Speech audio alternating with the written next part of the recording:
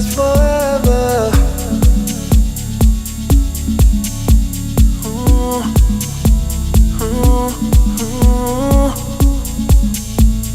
Tell them I don't give a F about what they think about me.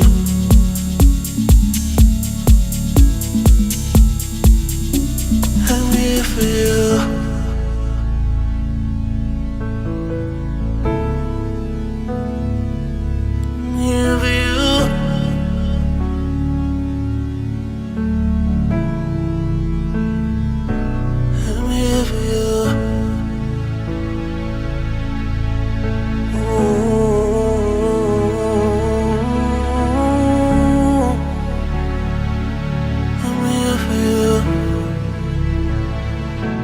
Until we're done.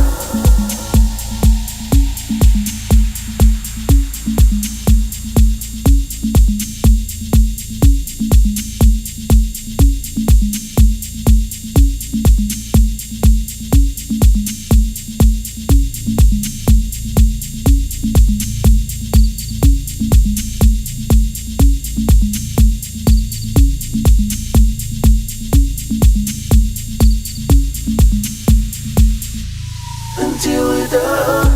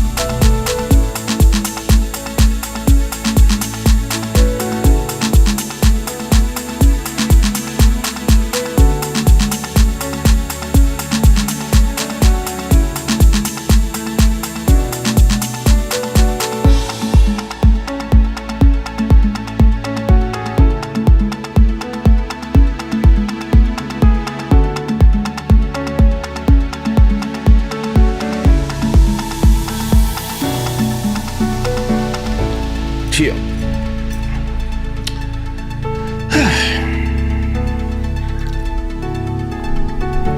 Welcome to the end of the world.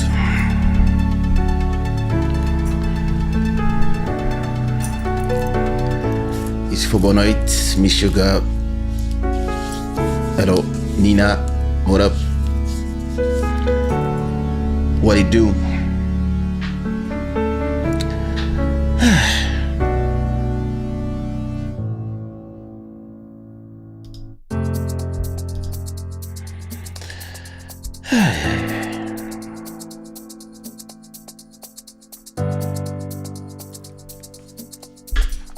So hot in there.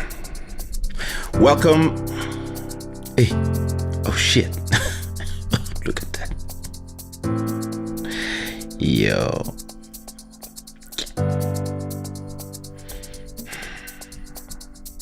Exactly.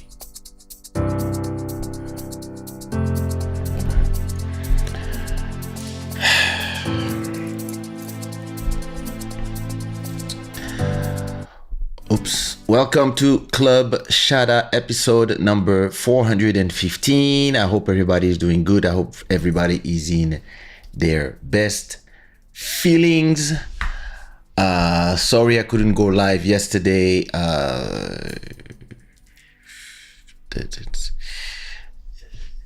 It was la guerre. This show is brought to you by ShadaWear.com. I'm wearing the Accra Bamako Bangui Cape Town Praia t-shirt.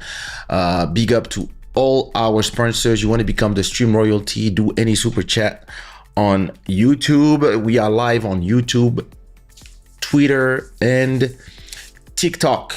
Everybody put the flag of where you're watching from in the chat. And yeah, this is English show. If you don't speak English, I don't care. All right, listen, my office is a mess. My office is a mess. There's stuff everywhere. It's not normal. Tomorrow when I wake up, I take a trash bag and I'm cleaning my office. Even this part, it's a mess. My wife thinks this is her smartphone case repository now. Yeah, I have to clean my office. I have to reorganize everything. Anyway, I hope everybody's doing good. I hope everybody's in their best feeling. Listen, I wasn't live last Sunday because I took 8 flights. Why is the music loud in my speakers? So let me give a second. Much better. Yeah. I was saying my house name is Bordel. Oh shit, you a hoarder? You like my wife? You a hoarder, Nina? Hey, boy, Kinshasa, what up? You watching from Mozambique? Ah, amazing. I got my boys that are in Mozambique right now for a wedding. Nelson and George, they're all there.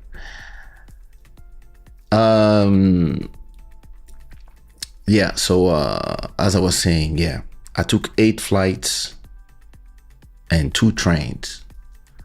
And listen, I think it took a week to just sleep all day for a week and get massages and stuff to, damn, these tattoos are nice, to and I'm still tired, listen, but it is what it is. Listen, Jean, what up? Michelle, what up? The thing is this. You have to understand the fear mongers. Let's just speak. Listen, let's just speak business for a second. You see, yesterday, right? When was it? Yesterday or 2 days ago? Something like that. Trump decided to attack Iran, right? And this is what happened. This is a crypto called XRP, right? So it was here, right? And then soon as they bombed Iran and everybody said, oh, c'est la guerre mondiale. Listen, it went down here. It went down here, right? So me, when it went here, you know what I did? I put 1,000 euros here. I bought for 1,000 euros. Because now I understand the game. And you look, this is just now. Look. Going back up. So let me see how much money I made from the bullshit. So, and I think I'm just gonna sell the 1,000 back. Let me see, crypto. There you go. So from before the attack, right, to after the attack, I lost 7,000 euros. And then I invested 1,000, and now I made all the money back. And if I sold the 1,000 now, how much would I get? I'm not even sure. I mean, I'm keeping them there. They can wait here until it goes back up, up, up. But yeah, listen. In a month or two, I will probably have made 15,000, 20,000. And that's the game. That's the game these guys plays on you. TV station keep telling you that, oh, it's the end of the world, World War III, etc. Listen, I'm gonna tell you one thing that is simple. Ritz, thank you. I'll stop buying clothes because I spent my time naked. Well, listen, you better have a good body. That's all I can tell you. So listen, the thing is this.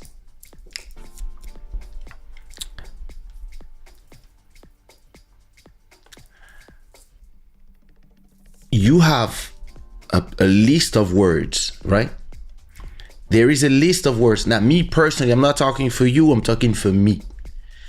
There's a list of words that I'm not interested in having a conversation with anybody that uses these words in any conversation. We're having a conversation, we're having a debate, we're having anything. We're just having a conversation between friends. If you say these words, I'm out of the conversation. So, mark word number 1. Listen, all these words are overrated now. You know why? Because people in the media, people in conversations, they use it all the time when they don't have arguments or when they just want to push you in one direction. This is the list of words that me, if you use them with me, we're not having a conversation. World War III. Listen, since the beginning of Ukraine, etc. Oh, World War III. I don't want to hear a mention of this anymore. If I'm watching the news, commentary, podcast, or I'm having a conversation with a friend and they say World War III, I'm done. I'm not interested in the conversation. Salut Philippe. Anti-Semitism, same thing. You want to do any criticism, like you want to have any conversation, boom, they throw it here and conversation is over. So I'm not interested in having a conversation anymore with people who use that word. Listen, racism, same thing. Homophobia, transphobia, like all these words, they exist. Oh, Nazi. Like all these words exist for, misogyny, feminism, like all these words. Listen, we live in the world of hyper emotion and lack of attention. So people abuse the words. They abuse the words whenever they want to have a conversation and they want to be right about something. Not only they are not able to have a simple conversation without getting angry, but also they just throw words at you for nothing. So And you might believe that politicians are supposed to more or less be the voice of reason when the people are just emotional. But you have to understand one thing. The politicians come from the people. So as the people are getting dumber and dumber, so is the quality of the politicians. And them too are part of this world that is hyper emotional, hyper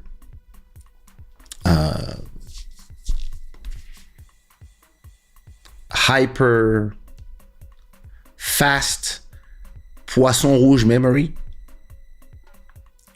And them too talked as a reaction instead of talking intelligently. And the worst part is who puts pressure on them to be like that are the same media that you guys are watching and all your tweets.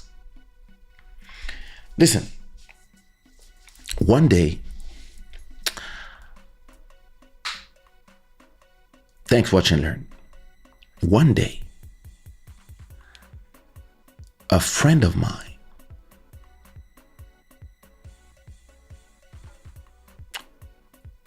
who was married,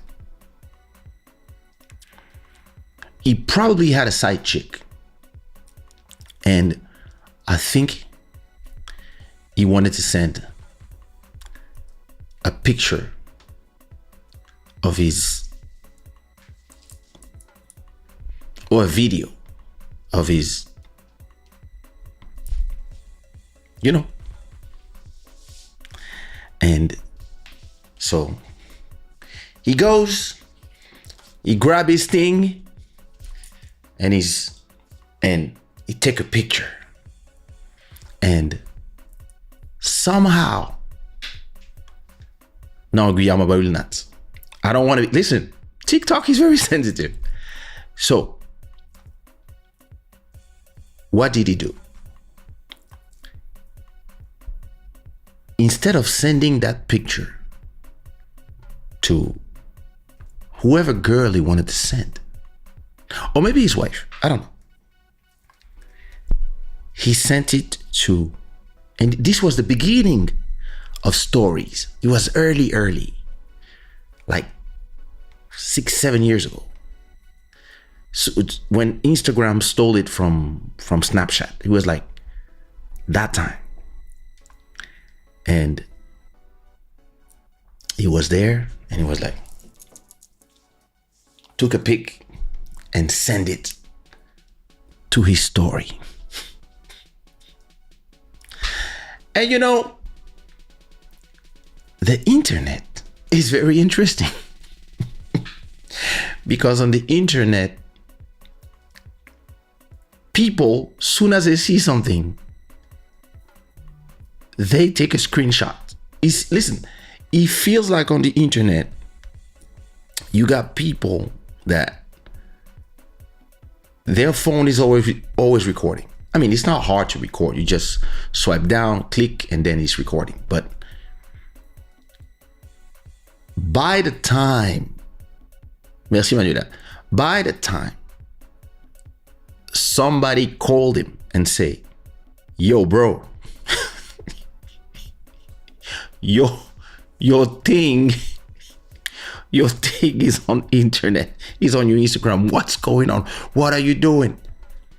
By the time this happened, it was too late. Because we live in a world where when something happened, the first thing people do is they take a screenshot, or they take a video screenshot, or they even download directly from your story. If you have the tools, they just take the link, put in their computer, download everything. What up now? And then they send it to the WhatsApp groups. And that's exactly what happened. So by the time you realize, by the time somebody calls you and say, what's going on, bro? Maybe 10 minutes, 15 minutes, maybe your phone rang 5 times. You're like, what's going on? And now, oh, so you go to your story and you erase. But it's too late, because people are in groups on WhatsApp, and in every group there's like 200 people, and what they do, they send to all their 20 groups. That's 4,000 people, and everybody receives in the group, and what they do is they send to their other groups. And by the time you realize that you fucked up, your appendix is in China already, and everybody saw it. And I mean, there's one solution: don't take pictures, so it doesn't happen. But you know what I did? I sent him a message. Once I saw, I was like, yo, I was like, because it appeared in all my groups. I was like, oh shit. So I took my phone, I went on his WhatsApp, and I said, bro,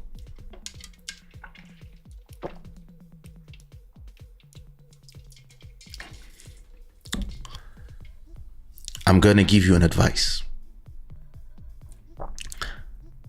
You follow it or you don't, but I'm gonna give you an advice. For the next 2 to 3 weeks, don't post nothing, don't say nothing, don't reply to nobody.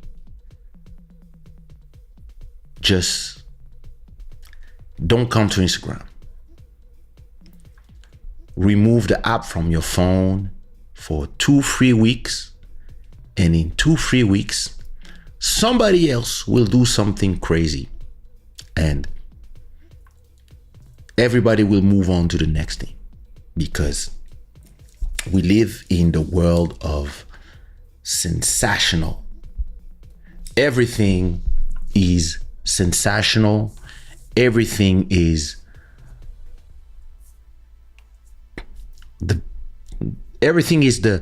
the craziest and the most important event of the world. Everything.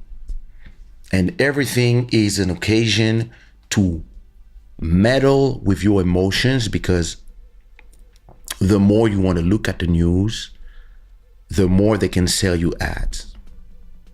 The more you want to go and debate with people about Congo, Palestine, Gaza, Ukraine. Oh, I'm saying a lot of words that anyway, Iran right now, Trump, Democrats thing, guys who want to go to women's bathroom, etc., etc., etc. Every time you go and you engage in those conversations, and other people come and tell you, you stupid idiot, and then you reply, and like every time you do that, you return to YouTube, to Instagram, to wherever you go to have those debates, and the websites show you an ad. And then soon as somebody replies to you, the app sends you a notification. And then this notification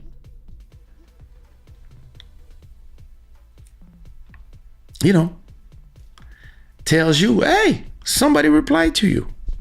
So you go, because adrenaline, dopamine. What? And you have people going back and forth, and the comment sections of TikTok, YouTube, Instagram, and the rest are a cesspool of toxic people.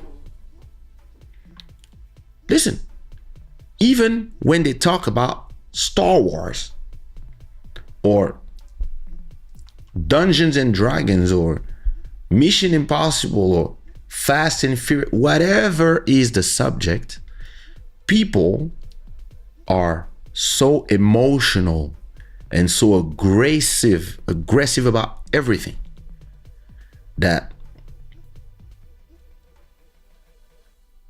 people are not able to have conversation or disagree. Or just, hey, this is my opinion. I disagree with your opinion because of that. I think you're wrong because of that and that and that. But don't forget that and that. Oh yeah, true. I agree about that. But here, what about that and that? Oh, that's true. And then, well, have a good day. Yeah, you too. No. One day, I said something about the iPhone 14. And one person replied to me, stupid idiot. And then whatever. And I didn't read the rest. I was like, I didn't read whatever you said, but stupid idiot what? Why? Oh yeah, well, that's true. I shouldn't. I say, yeah, well. Because if you meet me in the street and I'm having a conversation with my friends and I'm saying, oh, I love the new iPhone. You come out of nowhere. You're a stupid idiot. Boom. This is what happens. Well, I tase you. But because all of you are online, you just engage with rage out of no reason. And all these people, CNN, Fox News, TF1, C News, that's what they do. What they are interested in is you coming, watching, being scared, being emotional, feeling like you're a victim, or feeling like you are oppressed from your sofa. And then they show you ads. So they're going to explain to me that they hear talking about World War III. And then they had the time to do some logos, put some music, and then they speak about, yeah, and then, oh, and Trump did this, and oh my God, Iran, are they gonna reply? And yeah, when we come back, and then World War III, attack on Iran, or can we defend ourselves, or whatever, and then ads for pills, for lawyers. Hey,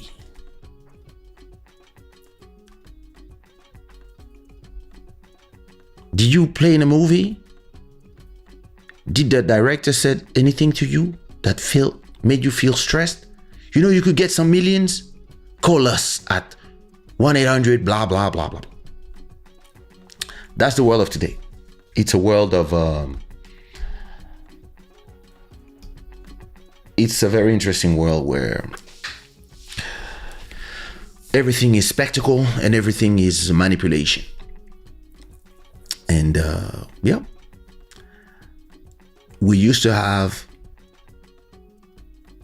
we used to have politicians that were on a certain level and didn't really, they were working for you, but they saw themselves as higher level than you. Now you have politicians that are lower level than you, but they in power. So they just react because of your tweets or your Instagram comments, because they have people telling you, oh, yo, X% of people are saying that. I'm running a country. But no, that's where you are. Well, it is what it is. Hey, man, what up? I would like to make a work of art with the D I received. What you mean you would like to make a work of art? And where did you receive it?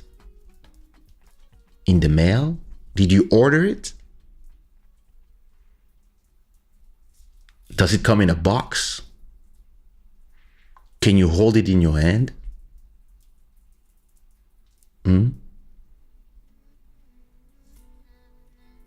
Just asking.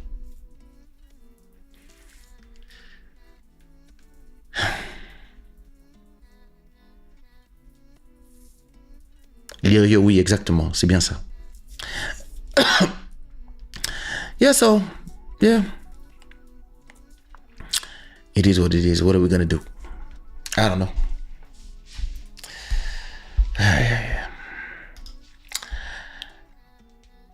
It's a very interesting world, I'm going to tell you. Duchess, what up? Let me see one thing.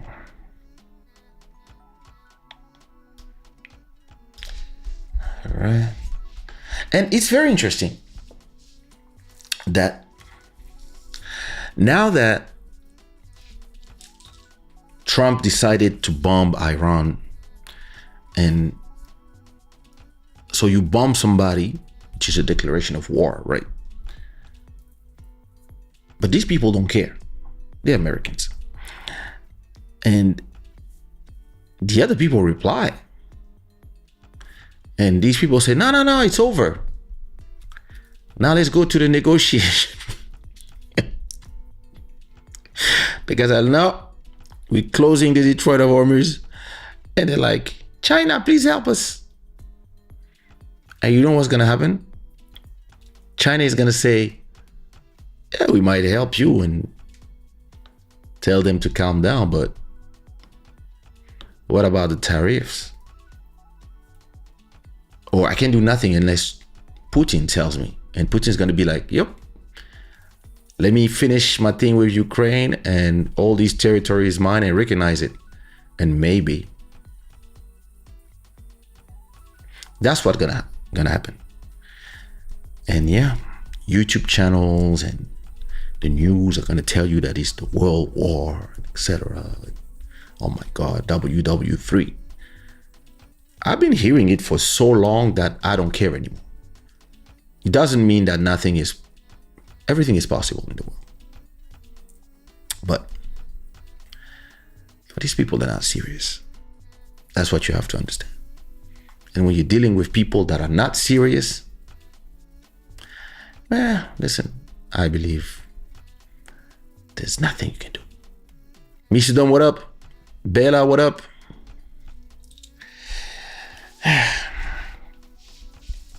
You know,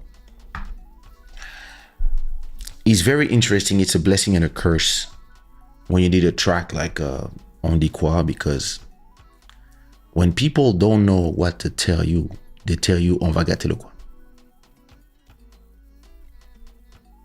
I don't know if it's for them, it's like bonsoir.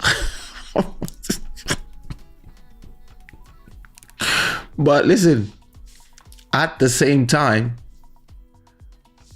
Duchess, what up? At the same time, it's amazing that after all these years, I'm talking about 22 years, people are still telling me, Kaysha, dit quoi? On va gâter le quoi? And at the same time, I mean, it means that you're part of language, which is amazing.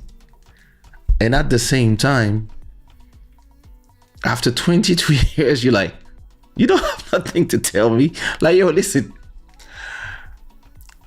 I can be there in an elevator and somebody look at me and be like, oh, Kaysha, on dit quoi? And I'm like, it's 5 a.m. Can you shut up? But you don't want to be, you don't want to be a bad person. You see what I mean? You know,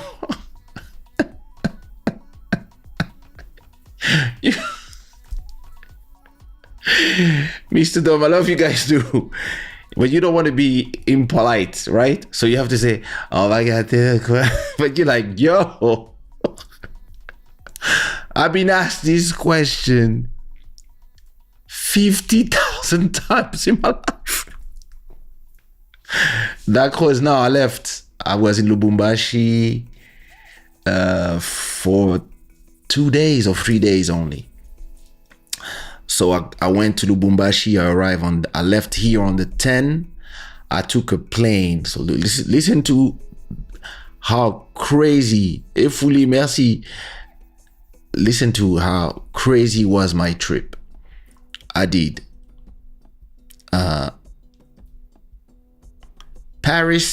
Lisbon to Paris.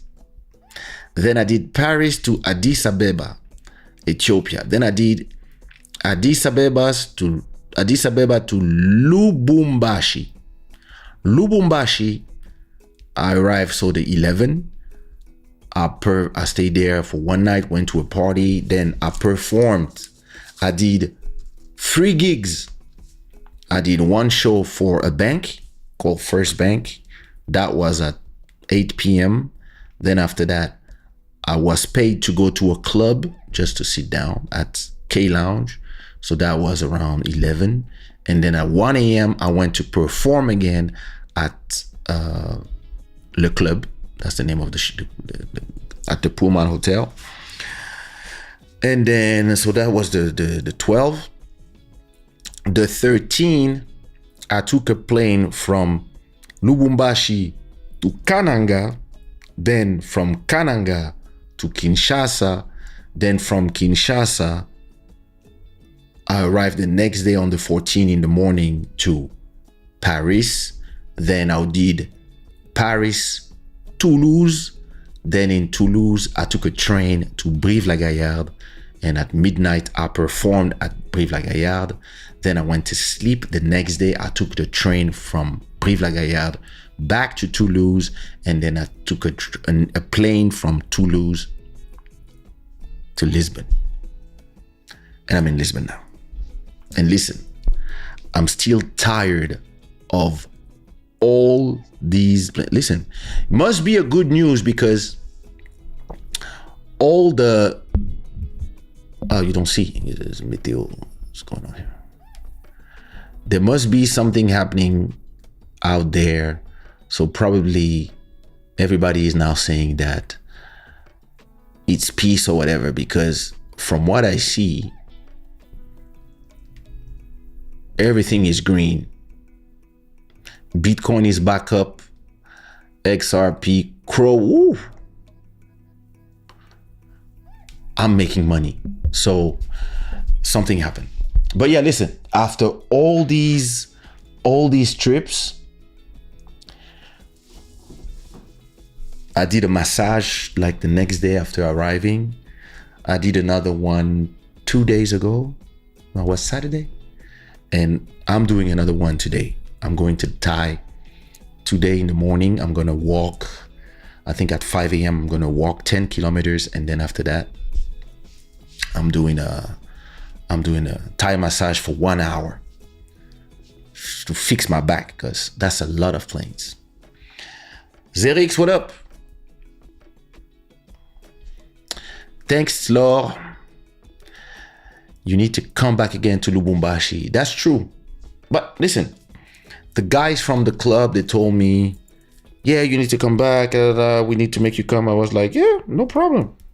But you know, the problem is, what's going on with my chains? You know, usually the problem is that people will always tell you, yeah, we need to organize something. But they only talk to you when you're already in the city. You see what I mean? They want to enjoy the fact that somebody made you come, somebody paid for your ticket, and now they want you to do a show.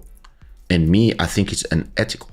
So, no, if somebody paid 5,000 euros or $5,000 of plane ticket plus another, I don't know, 2,000 of hotel for me to come somewhere, you don't come out of nowhere and say, hey, can you perform in my club? And this is something that happens to me a lot. And so then after that, I tell them, no, if you want a show, either you go see the person who paid for the ticket and you negotiate with those people, or yeah, we do it good. You're gonna have to pay for a ticket, business class ticket, 2 of them, because I come with my DJ or an agent, and then you have to pay 2 rooms, and then after that you have to pay a lot of money for me to perform. And most of the time these people are scared. That's why you end up not performing. So maybe I'll just come on a holiday. But the problem is this: if I come on a holiday, somebody's gonna tell me, you here, you have to perform. And I will tell them, well, you have to pay for my ticket. First of all, I pay that much, pay. And then you're gonna have to pay for the show. And you have to repay my hotel if you want me to perform.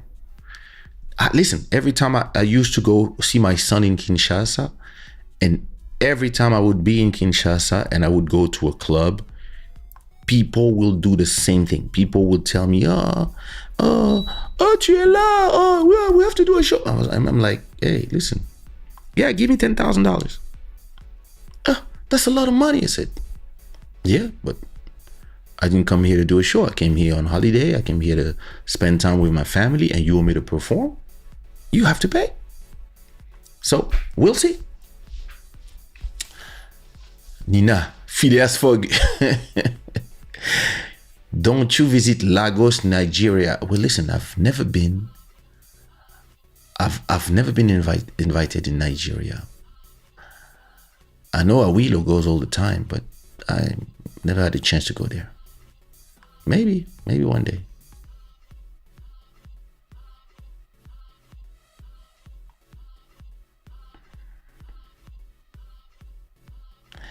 Thanks, Da Cruz.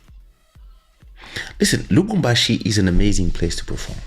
People are so different from Kinshasa. It's just, yeah, it's very, very different.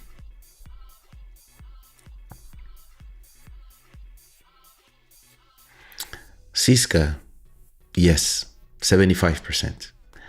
The rest is Portuguese blood and some other things. But yeah, I was born in Kinshasa.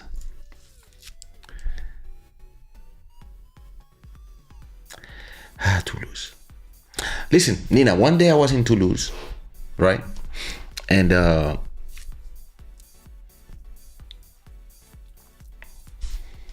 me remove these things. One day I was in Toulouse, and I'm talking about probably 2001. So I'm just done performing. It was a big room. It was not a club, it was and so I'm done performing, and this beautiful girl come to me. So, yeah, me, I'm normal. I'm actually with my dancer, security, and my manager was not too far. And she comes and she says, I'm a singer. I'm like, yeah, cool. Yeah, what do you have any advice? So she was with her best friend, I guess. And she said, yeah, I'm a singer. Can you give me some advice to how to make it in the industry? So, at that time, I didn't know as much as now, but I gave her some advice. You have to work hard. You need to record some demos so that whenever you meet people, you can give them a CD-ROM or a cassette that they can listen to your thing, because sometimes people in a club or whatever, people are not interested in hearing you sing because they just busy chilling. And so always have like 5-6 CDs with you ready, so whenever you meet industry people, you just give them a demo, because that's how it used to be at that time. You needed to have some demos. Even today, when people tell me I sing, I will tell them if they ever recorded something, just give me the link. I'll just go listen to by myself on Spotify or YouTube.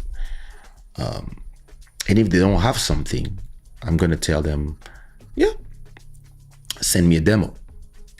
So,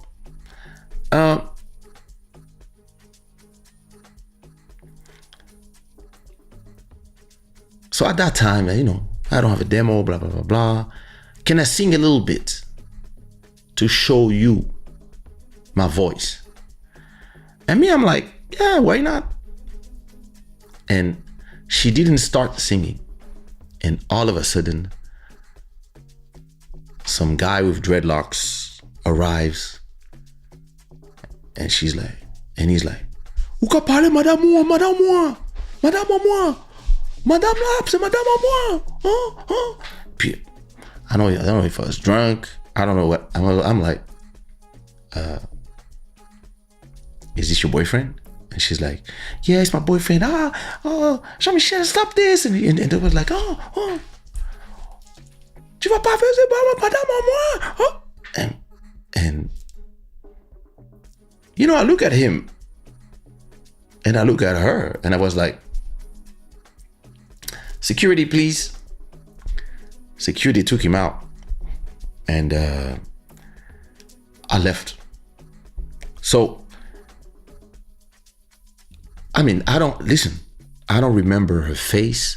I don't remember, maybe she's famous now. Maybe she made it in music. I have no idea. But all I know is this guy destroyed all her chances with me that day. Because he believed that we were talking about something. Listen, we really had a professional conversation. Nothing else. And it was not even like in backstage or something. It was just like, she just asked for a photo, an autograph, and then she started talking to me about music. So I was just replying as I was leaving the place. And the guy just arrived and started thinking that I was hitting on his chick. There you go. Jean Phoenix, thanks. Kevin, yep. Suleiman, I love your music. I want to record in your studio. Your music is amazing. Thank you. Laure, you still look good. Getting older. Thank you. Well, listen. All of us are getting older. Hello, Anita. Jalousie, ma chère. But yeah, it is what it is. What are we gonna do? Hey. For real.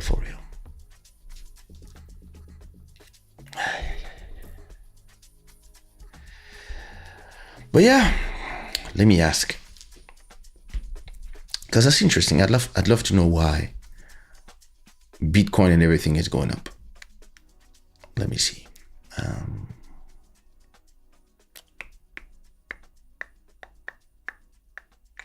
Let me ask ChatGPT. What are the latest developments about the situation in Iran?